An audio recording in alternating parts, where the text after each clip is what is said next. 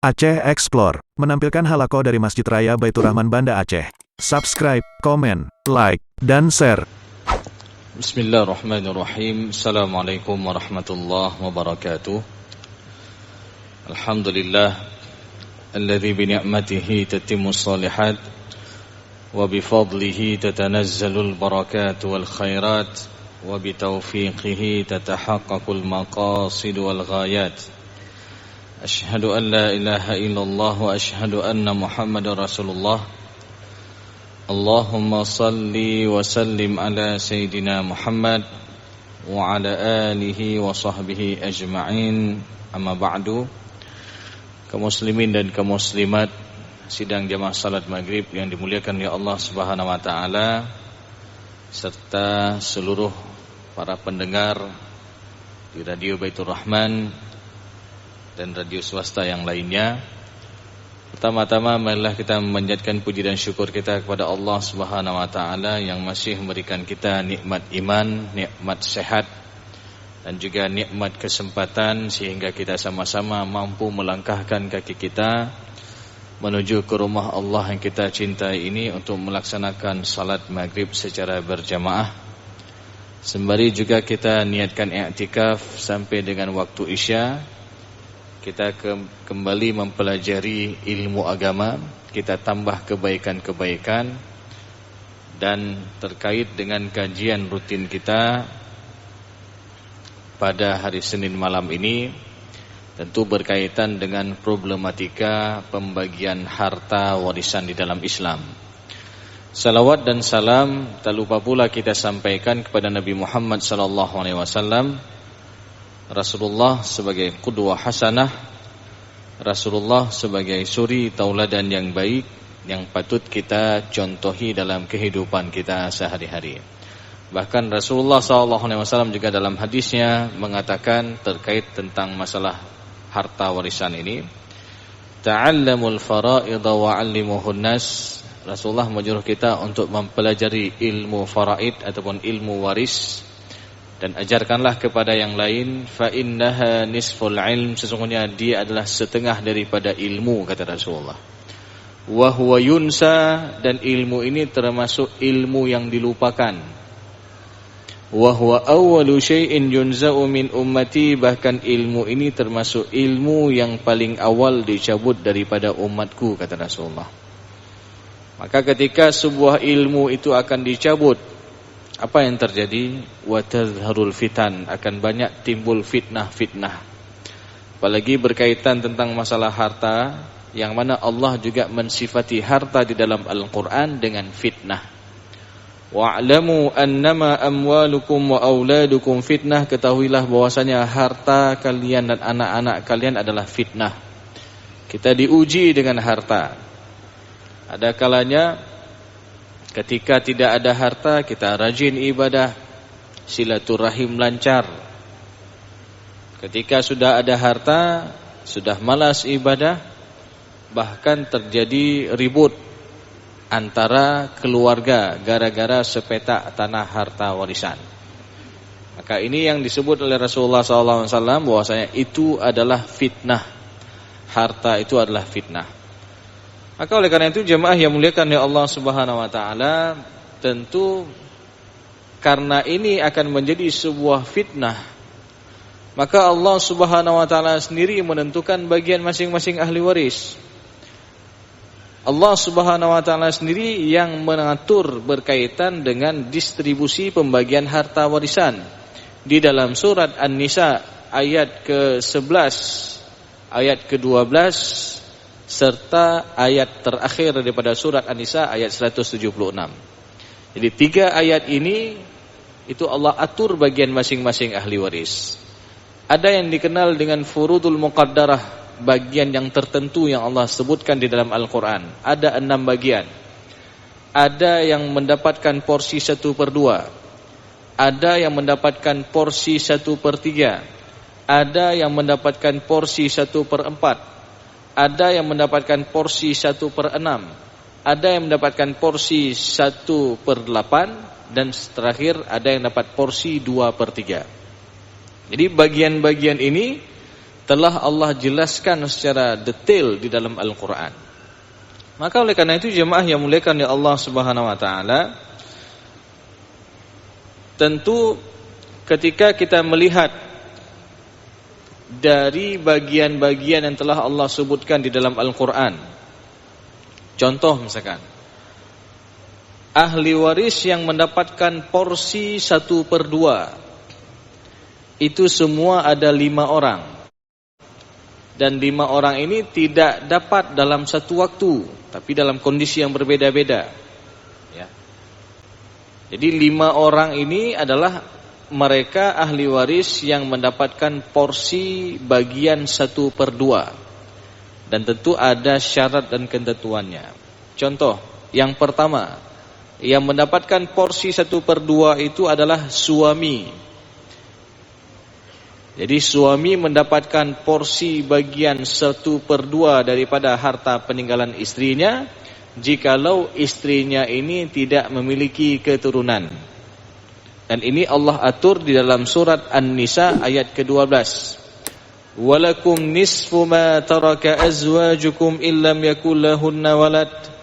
Untuk suami dia mendapatkan porsi 1/2 daripada harta peninggalan almarhumah istrinya, jikalau almarhumah istrinya ini tidak ada keturunan. Jadi bagian ini Allah atur. Tadi suami dapat porsi 1/2. Oh, kalau almarhumah ini ada keturunan, maka bagaimana? Enggak jadi suami ini dapat setengah ya. Jadi nanti suami dapat porsi 1/4.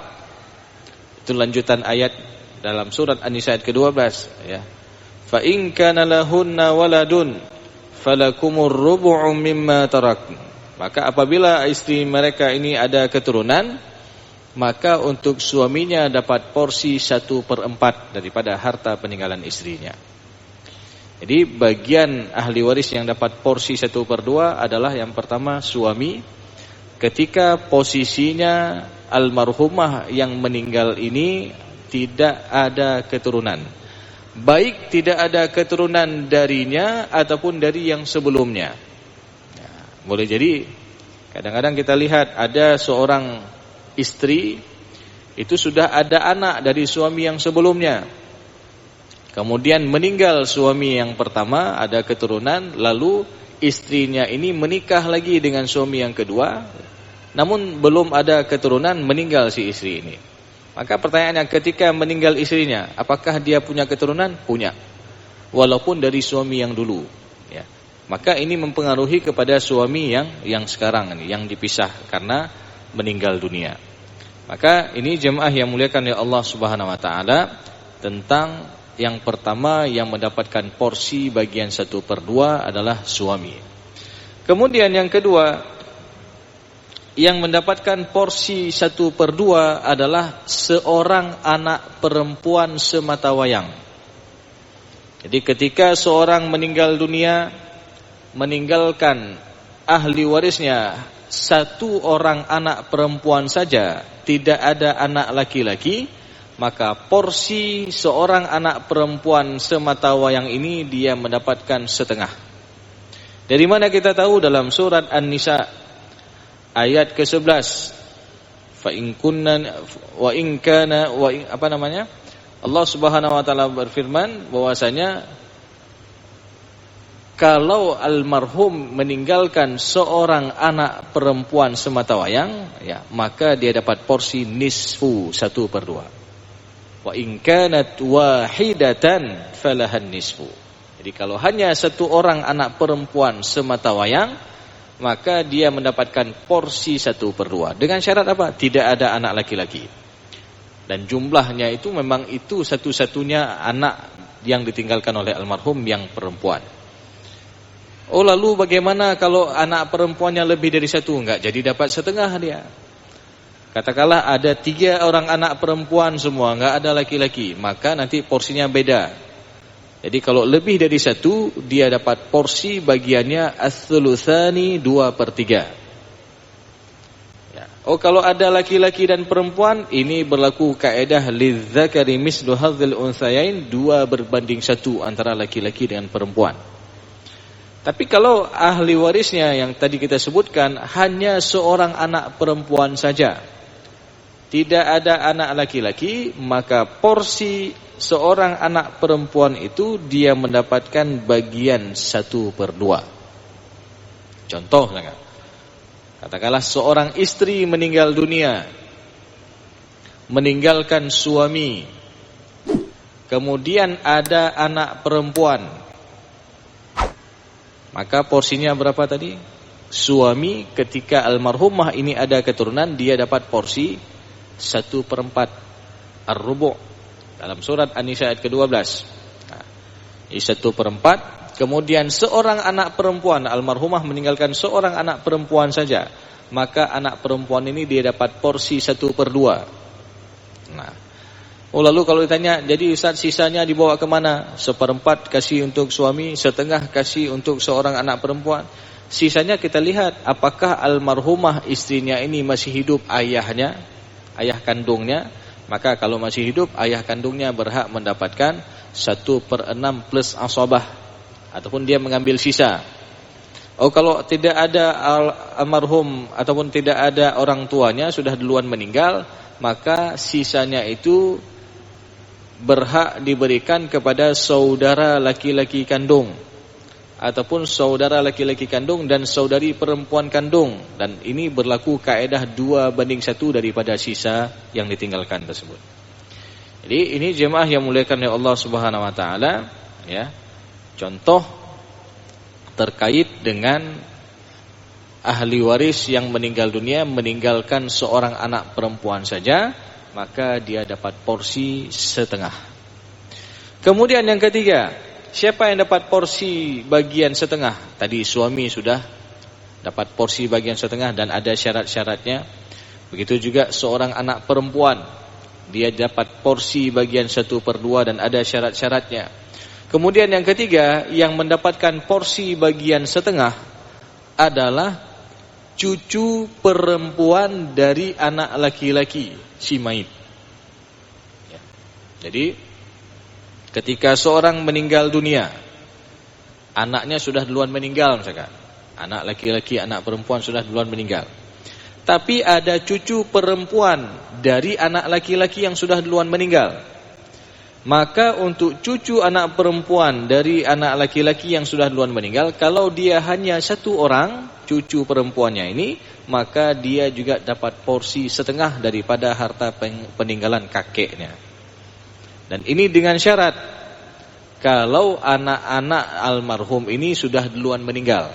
Nah, beda nanti kalau masih hidup anak-anak, maka itu nanti ada pembahasan khusus berkaitan tentang siapa yang dihalang, siapa yang terhalang. Jadi ini jemaah yang muliakan oleh Allah SWT, tentu si cucu perempuan dari anak laki-laki, dia dapat porsi 1/2 jikalau dia seorang dan tidak ada cucu laki-laki dari anak laki-laki. Jadi itu dia. Maka dia juga dapat porsi 1/2. Contoh misalkan kita sebutkan tadi, seorang meninggal dunia, ya, meninggalkan istri. Jadi seorang suami meninggal dunia, jadi dia ada istri, ya.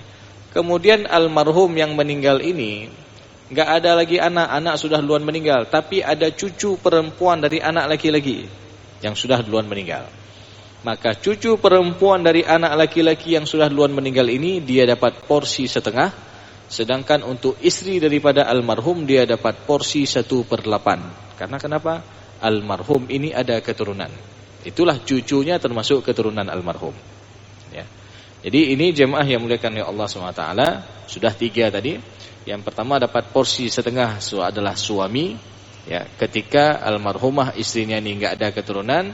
Yang kedua, yang dapat porsi 1/2 adalah seorang anak perempuan semata wayang, dengan syarat dia sendiri dan tidak ada anak laki-laki. Kemudian yang ketiga, yang dapat porsi bagian 1/2 adalah cucu perempuan dari anak laki-laki yang sudah duluan meninggal. Semata wayang. Ini juga hanya 1 jumlahnya. Kalau lebih dari 1 nanti beda lagi dia dapat porsinya. Ya, jadi ini dia. Kemudian yang keempat, ahli waris yang mendapatkan porsi 1/2 adalah saudari perempuan kandung dengan almarhum. Dan syaratnya bagaimana? Contoh, seorang meninggal dunia, dia tidak ada keturunan dan tidak ada lagi orang tua, sudah duluan meninggal. Jadi yang ada misalnya suami, berarti yang meninggal seorang istri ini. Ya. Jadi yang ada itu adalah seorang suami dan ada saudari perempuan kandung, kakak ataupun adik perempuan satu orang saja. Nah, maka berapa porsi untuk saudari perempuan kandung daripada almarhum yang jumlahnya 1 orang itu? Dia dapat setengah. Ya. Jadi dengan syarat tadi, nggak ada keturunan dan nggak ada lagi orang tua. Maka saudari perempuan kandung yang jumlahnya hanya 1 orang, ini jumlahnya 1 orang. Ya, tidak ada saudara laki-laki kandung.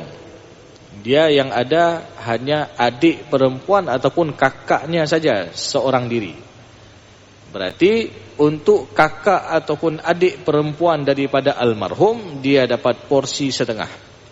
Dari mana kita tahu porsi ini? Dalam surat An-Nisa ayat 176 tentang permasalahan kalalah, di mana Allah Subhanahu wa taala berfirman, "Yastaftunak qulillahu yuftikum fil kalalah in imru'un halaka laysa lahu waladun wa lahu ukhtun falaha nisfu ma tarak."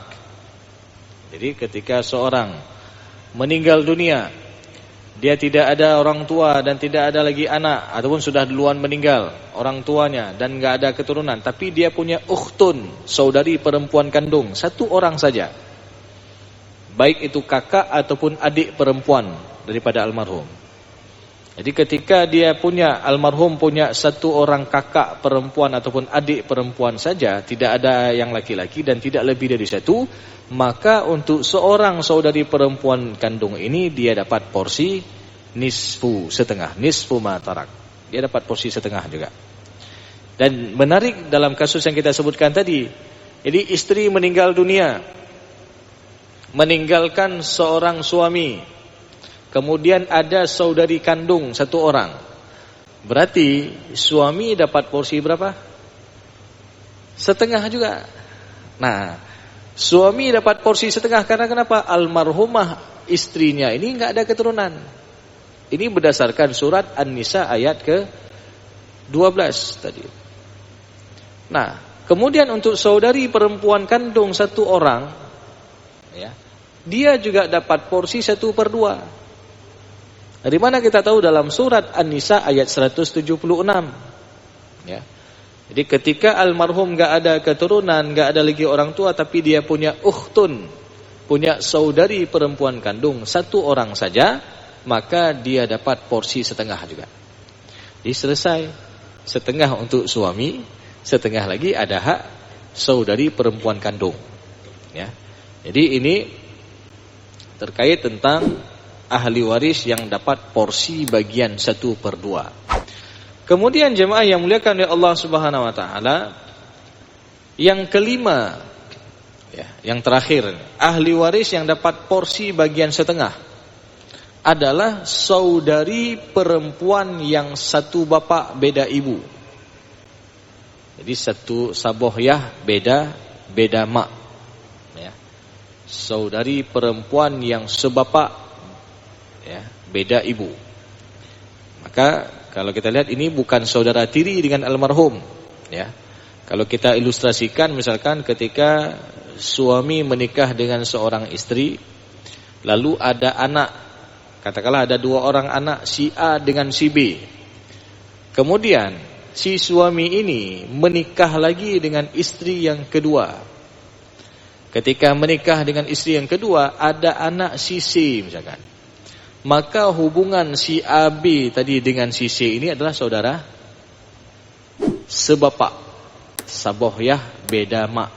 Maknanya masih ada hubungan darah. Contoh, ketika si A meninggal dunia, maka hubungan si A dengan si B ini adalah saudara kandung misalnya. Kemudian hubungan si A dengan si C ini itu saudara sebapak. Mereka satu bapak beda ibu. Nah, ini juga masih ada hubungan darah dan mereka juga termasuk ahli waris. Karena kita ketahui bahwasanya sebab mendapatkan harta warisan itu adalah adanya hubungan nasab. Adanya hubungan darah dengan nasab yang hakiki, ya. Berarti yang enggak termasuk hubungan nasab, contoh kalau dari saudara adalah saudara tiri. Bagaimana definisi saudara tiri itu ataupun kita ilustrasikan contohnya ketika misalkan tadi suami menikah dengan seorang istri, ada anak si A dengan si B. Kemudian suaminya ini menikah lagi dengan seorang janda yang sudah ada anak dari suami yang dulu, anak bawaan. Nah, maka hubungan anak bawaan tadi dengan si A B ini baru saudara tiri. Karena hubungan siapa urunnya? Hubungan karena ayahnya saja menikah dengan mamanya, ya. Tapi enggak ada hubungan darah mereka. Jadi kalau ada hubungan darah, misalkan kalau ada lahir anak nanti, ya, dari istri kedua, ya. Ketika dari istri kedua ada keturunan si C misalkan, maka hubungan si A B tadi dengan si C ini adalah saudara sebapak. Dan ini juga termasuk ahli waris. Dan mereka termasuk kepada ahli waris inti yang mana jumlahnya semua ada 25 orang. Walaupun ke-25 orang ini enggak dapat semua, ya. Jadi kalau ada orang meninggal dunia, yang pasti dapat itu hanya 6 orang. Siapa mereka? Suami atau istri, ayah dan ibu daripada almarhum, kemudian anak laki-laki dan anak perempuan. Ini pasti dapat, ya. Enggak mungkin enggak dapat, ya. Jadi suami atau istri selama mereka masih ada hubungan perkawinan dengan akad yang sah. Beda halnya kalau sudah bercerai, itu sudah putus hubungan, ya. Jadi suami dan istri ini mereka saling mewarisi. Kemudian ayah dan ibu daripada si mayit, ya, orang tuanya, ayah dan ibu daripada almarhum ini masih hidup. Kalau masih hidup mereka dapat hak. Begitu juga nanti anak laki-laki dan anak perempuan daripada almarhum. Jadi 6 orang ini pasti dapat. Sedangkan yang lain tunggu dulu, ya. Contoh kayak cucu tadi. Cucu ketika almarhum masih ada anak laki-laki, maka secara kaedahnya dia memang terhalang, ya. Begitu juga saudara kandung. Saudara kandung kalau ada anak laki-laki daripada almarhum ataupun almarhum ini ada keturunan laki-laki, maka seluruh saudara kandung dan seluruh paman-paman daripada almarhum ini terhalang dengan anak laki-laki. Begitu juga kalau almarhum masih hidup ayah kandungnya. Jadi seorang meninggal dunia, ayahnya orang tua yang laki-laki masih hidup, maka ayah ini juga menghalangi seluruh saudara si mayit dan seluruh paman-pamannya. Jadi jemaah yang dimuliakan oleh Allah SWT, memang kalau kita sebutkan ahli waris semua ada 25 orang. Termasuklah orang yang memerdekakan budak, mu'tik dan mu'tiqah. Tetapi tidak semua ini dapat. Ada 6 ahli waris yang hanya pasti dapat. Kalau selebihnya itu lihat dulu, ada ahli waris yang menghalangi dia enggak? Ya. Oh, saudari kandung tadi. Saudari kandung dia bisa dapat setengah. Kita lihat almarhum ada anak enggak? Kalau ada anak laki-laki, jelas itu saudari perempuan kandung terhalang dengan anak laki-laki. Begitu juga kalau masih hidup ayah kandung daripada almarhum, maka saudara ataupun saudari perempuan kandung ini terhalang dengan ayahnya.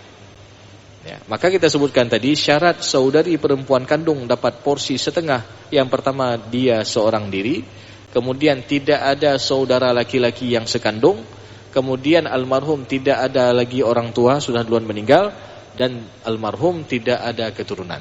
Maka untuk saudari perempuan kandung ini dia baru dapat sebagian 1/2. Ya. Jadi ini jemaah yang muliakan oleh Allah SWT tentang bagian porsi masing-masing ahli waris. Tadi yang kelima kita sebutkan bahwasanya ada yang terakhir adalah saudari perempuan yang sebapak. Dia juga dapat bagian 1/2 dengan syarat ketika dia seorang diri. Kemudian tidak ada saudara laki-laki yang sebapak. Karena kalau ada pasangannya yang laki-laki itu sudah beda bagiannya. Kemudian tidak ada saudara dan saudari yang sekandung. Nah, dengan almarhum. Ya. Kemudian tidak ada orang tua, ayah ataupun ibu. Dan tidak ada keturunan daripada si mayit laki-laki ataupun anak laki-laki ataupun anak perempuan ataupun cucu-cucunya. Maka barulah saudari perempuan yang sebapak ini dia dapat porsi 1/2 kalau dia seorang diri. Jadi ini jemaah yang muliakan oleh Allah Subhanahu wa taala, setidaknya ada 5 ahli waris ya yang mendapatkan porsi bagian 1/2. Tapi sekali lagi dengan catatan, kalau kelima-limanya ini ada ya. Jadi ada suami, ada seorang anak perempuan, ada cucu perempuan dari anak laki-laki, ada saudari kandung, ada saudari yang sebapak. Kalau 5-5-nya ini ada, maka yang paling berhak dapat setengah siapa? Anak perempuan. Nah, jadi anak perempuan dia berhak dapat setengah, yang lain enggak dapat.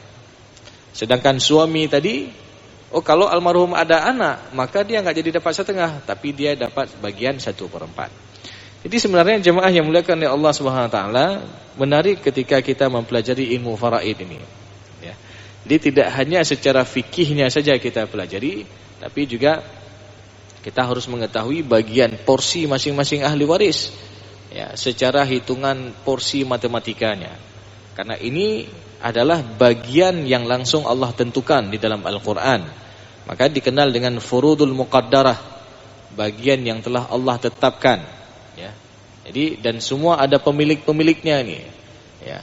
Maka ketika kita menzalimi hak mereka dengan kita tidak memberikan porsi kepada ahli waris yang berhak, maka secara tidak langsung kita telah menzalimi hak-hak mereka. Maka secara tidak langsung juga Rasulullah SAW mengatakan, ketika ada saudaranya yang memakan hak saudaranya yang lain, maka seakan-akan dia telah memakan bara api di dalam perutnya. Walaupun kita lihat secara kasat mata dia enak dia makan hari ini, tapi daripada hasil haram, daripada hasil dia mengambil harta saudaranya, hak waris saudaranya, ya, maka sekali lagi itu sama dengan dia telah memakan bara api di dalam perutnya. Apalagi kalau di sana ada harta anak yatim, maka ini hati-hati. Bahkan dalam Al-Quran sendiri Allah Subhanahu wa taala mengatakan dalam surat An-Nisa ayat ke-10, innal ladzina ya'kuluna amwalal yatama zulman innama ya'kuluna fi butunihim nara. Sesungguhnya orang-orang yang memakan harta anak yatim secara zalim, yang bukan haknya dia makan, itu sama dengan dia telah memakan bara api dalam perutnya.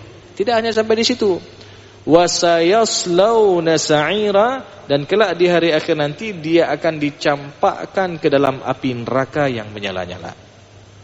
Maka hati-hati, ya, jangan sampai kita zalim terhadap harta orang, ya, apalagi harta saudara kita sendiri. Terlebih jemaah yang muliakan oleh Allah Subhanahu wa taala, juga sering kita sampaikan ini.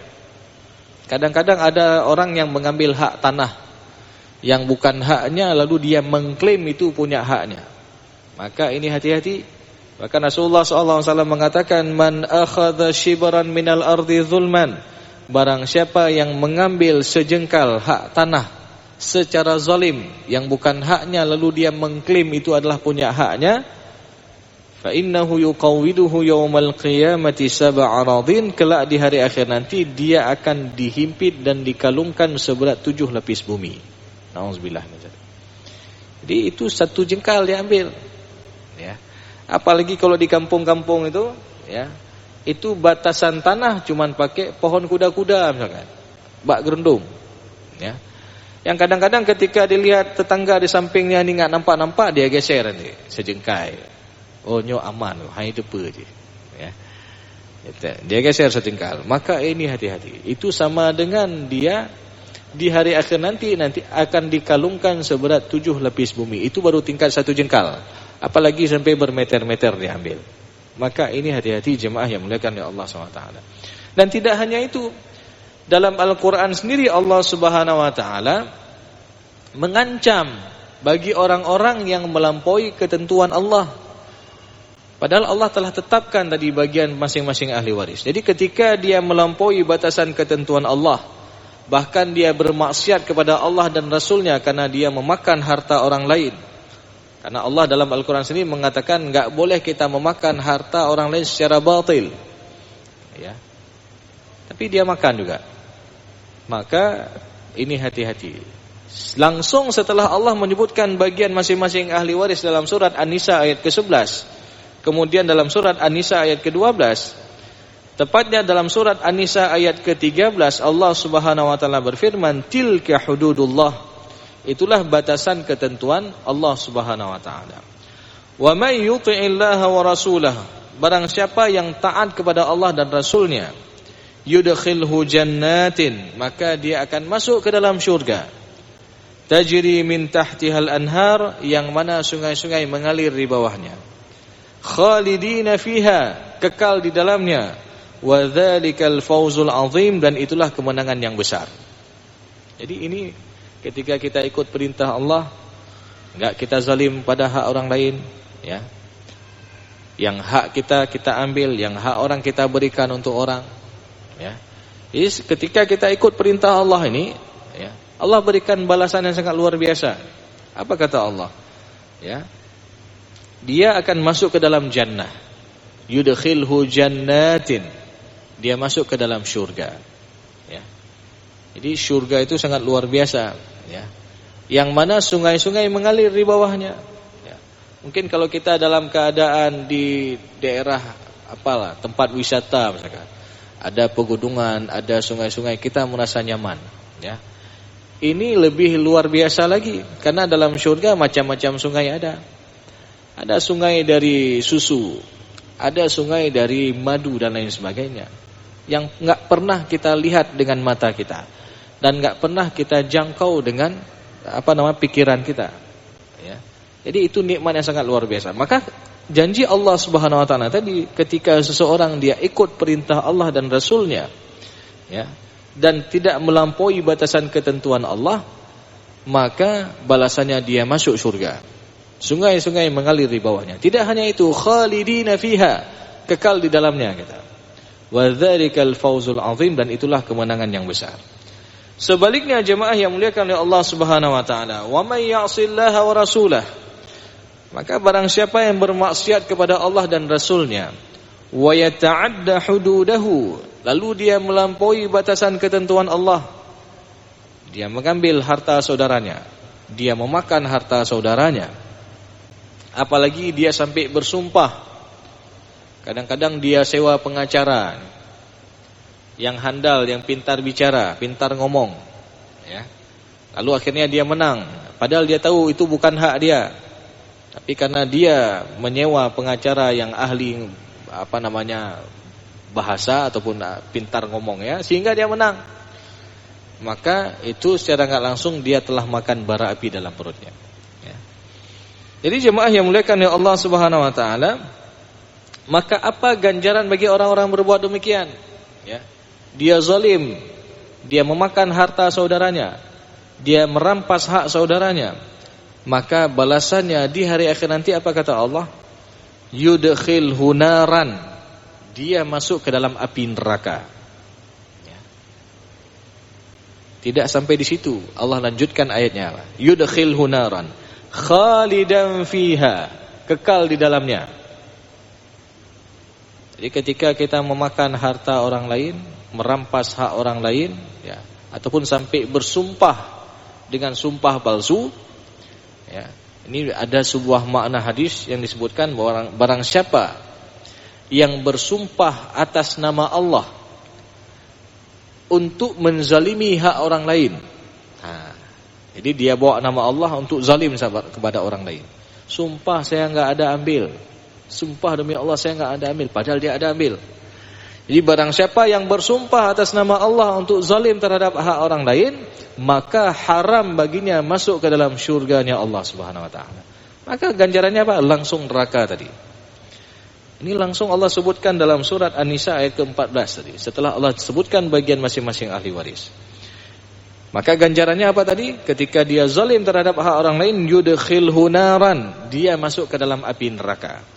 Khalidan fiha, kekal di dalamnya. Jangan kita anggap masuk neraka ini enteng, sebentar. Ya. Coba kita tes saja, kalau ada meci satu, ada korek satu, kita tahan telapak tangan kita. Enggak sanggup tahan kita. Apalagi satu hari di akhirat, itu hitungannya ka'alfi sanati mimma ta'udun.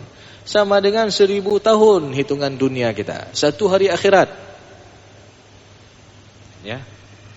Maka umur kita hari ini mungkin ada yang sudah 50 tahun, 60 tahun, itu belum sampai 1 menit. Ya. Ya. Jadi hitungan akhirat itu, ya, satu hari akhirat sama dengan ka'alfi sanati mimma ta'udun. Seperti 1000 tahun. Maka enggak tanggung-tanggung ini. Ketika ada orang zalim terhadap hak orang lain, yudkhilhu naran, dia masuk neraka.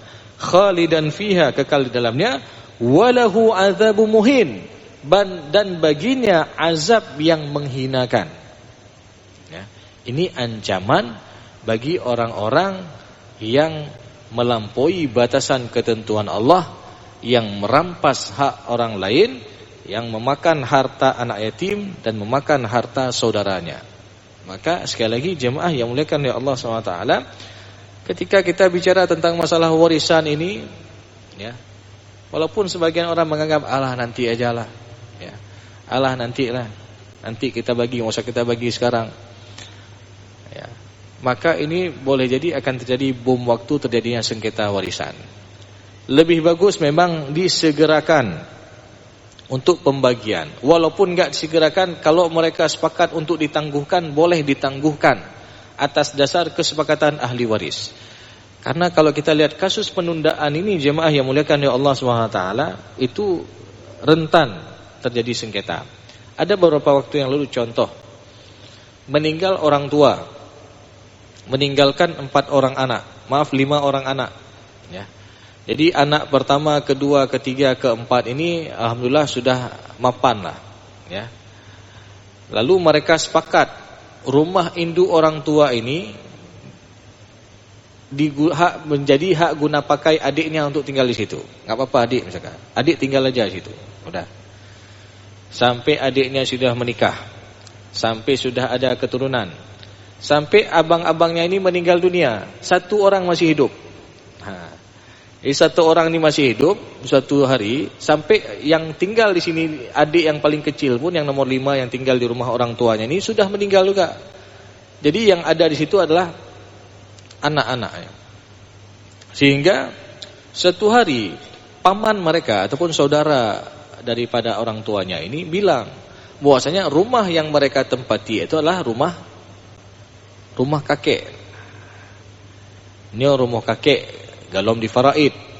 Cuman ordennya waktu itu disuruh duduk saja orang tua kamu di situ. Nah, apa ketika mendengar demikian, marah anak-anaknya. Ya. Mangat menteng. Ya, enak kali. Kami waktu lahir di sini dari kecil nih. Ini rumah orang tua kami. Ya. Sampai diangkat parang. Udah ribut. Ya. Maka ini sekali lagi, kalau memang ditangguhkan atas dasar kesepakatan ahli waris, ini harus dibuat hitam atas putih juga. Maka kalau tidak, ini rentan terjadi sengketa masalah warisan. Dan berujung jemaah yang muliakan oleh Allah SWT adalah terkait tentang dosa-dosa besar. Maka sangat kita sedihkan sebenarnya kalau terjadi masalah sengketa warisan ini, itu rentan terjadi dosa-dosa besar. Yang pertama apa? Yang pertama ribut-ribut nih. Ya. Yang kedua saling memfitnah. Tiap hari dia fitnah. Ya. Kemudian yang ketiga, dia memakan harta secara zalim yang bukan haknya dia makan.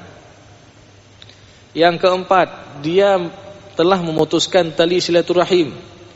Karena Rasulullah mengatakan la yadkhulul jannah qati'ur rahim, tidak akan masuk ke dalam syurga orang yang memutuskan tali silaturahim. Ya. Kemudian boleh jadi yang selanjutnya, ya, dia durhaka terhadap orang tuanya. Kadang-kadang ada wasiat orang tua yang harus dijalankan. Orang tua sebelum meninggal mengatakan, nanti nak kalau saya meninggal itu tanah dekat masjid kasih buat masjid. Ketika meninggal orang tuanya, anak-anak ribut. Akhirnya sampai wasiat orang tua pun tidak dilaksanakan. Maka ini zalim. Ya. Maka berdosalah ahli warisnya ini. Karena kenapa? Tidak menjalankan wasiat yang telah diwasiatkan oleh orang tuanya. Faman baddalahu ba'da ma sami'ahu fa innama ithmuhu 'alal ladzina yubaddiluna.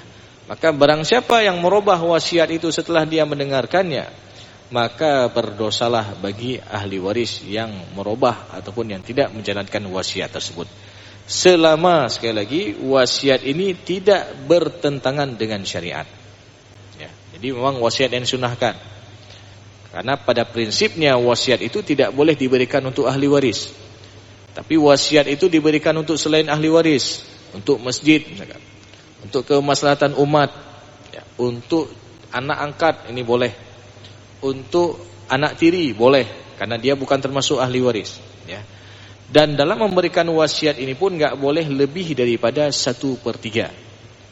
Karena ini berdasarkan hadis Sa'ad bin Abi Waqqas, ya, yang ketika itu dia ingin memberikan hartanya 2/3 daripada hartanya untuk kemaslahatan umat. Lalu Rasulullah enggak mengizinkannya, enggak boleh.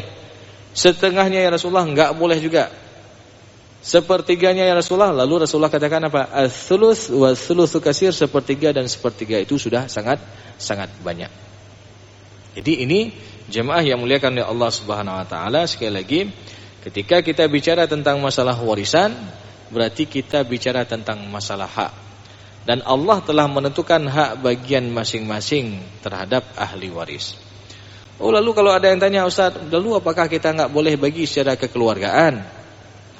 Hanjit ayo menjit-jit, ya, kurang-kurang lebih, dan selama ahli waris ini ridha, sepakat, ya, maka ini boleh dilaksanakan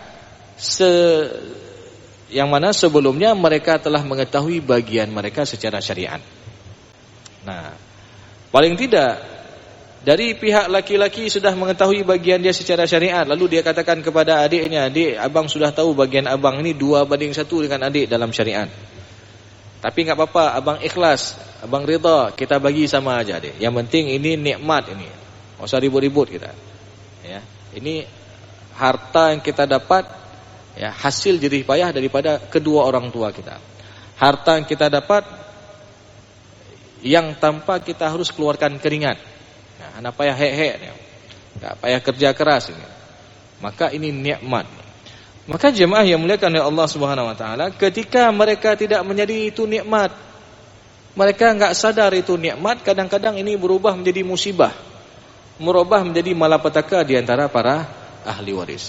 Maka karena ini berkaitan tentang masalah hal yang sensitif, masalah yang Allah sebutkan bahwasanya harta itu akan menjadi sebuah fitnah, maka Allah sendirilah yang akan mengatur bagian-bagian ini.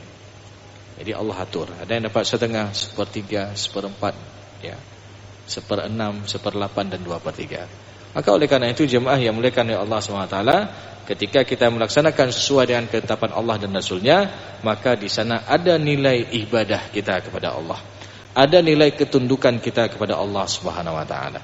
Dan mudah-mudahan kalau ini kita bisa menjalankannya, tentu harta yang kita miliki ini pun tentu akan bisa kita pertanggungjawabkan, ya.